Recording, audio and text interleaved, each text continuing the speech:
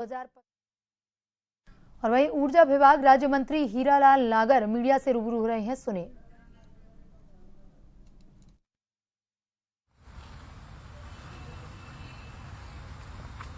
Smart meter को लेकर के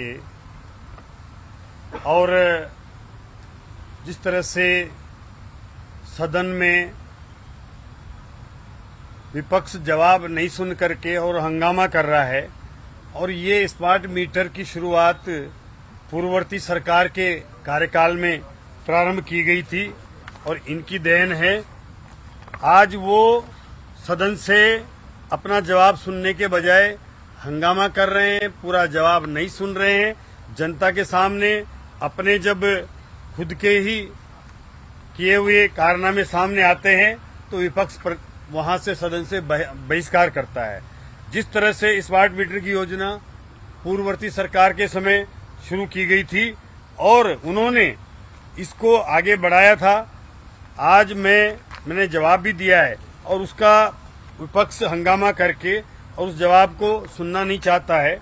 जो स्मार्ट मीटर की योजना प्रदेश में 2020 में आईपीडीएस और एनएसजीएम योजना के तहत लगाने का निर्णय पूर्ववर्ती गहलोत सरकार के समय किया गया था और उसके बाद फिर आरडीएसएस योजना में भी पूर्ववर्ती सरकार ने मंत्रिमंडल से 21 मार्च 2022 को अनुमोदन करवाया और उसके बाद ये स्मार्ट मीटर की योजना को इन्होंने आरडीएसएस योजना में सम्मिलित करते हुए अपने मंत्रिमंडल से जो मेमो जारी करवाया, उसके आधार पर ये योजना चालू हुई है और उसका टेंडर प्रक्रिया प्रारंभ हुई है।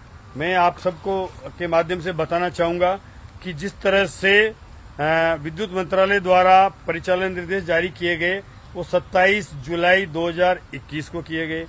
राजस्थान सरकार के मंत्रिमंडल द्वारा जो कार्य योजना अनुमोदन की एवं स्वीकृत की गई वो 21 मार्च 2022 को की गई।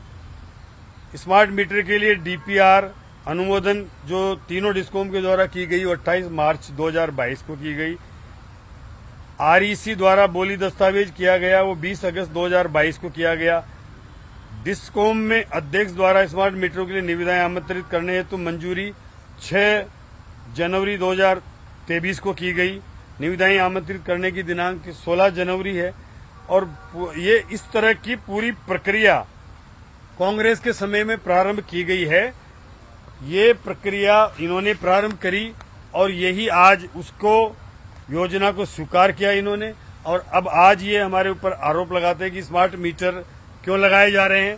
मैं आपके माध्यम से इनको बताना चाहूंगा कि स्मार्ट मीटर की योजना इनके द्वारा शुरू करके और इन्होंने प्रारंभ किया। हमने केवल इनके द्वारा जो 10 टेंडर आमंत्रित किए गए थे उनकी शर्तों में भी बदलाव नहीं किया गया और इन्होंने आज ये कह रहे थे नेता प्रतिपक्ष कि इसमें ब्लैक लिस्टेड कंपनी को टेंडर दे दिए गए।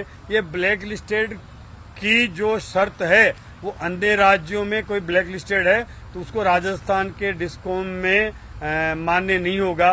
ये शर्त भी इन्होंने इनके समय ही संशोधन करके लागू की गई जो इनके कार्यकाल में था।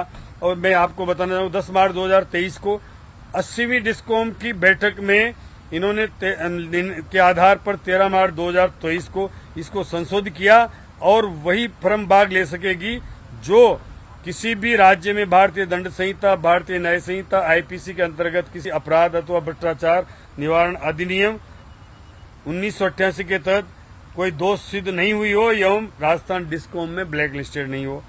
ये इनकी शर्तों को इन्होंने परिवर्तन करके जोड़ा जिसके आधार पर टेंडर हुआ।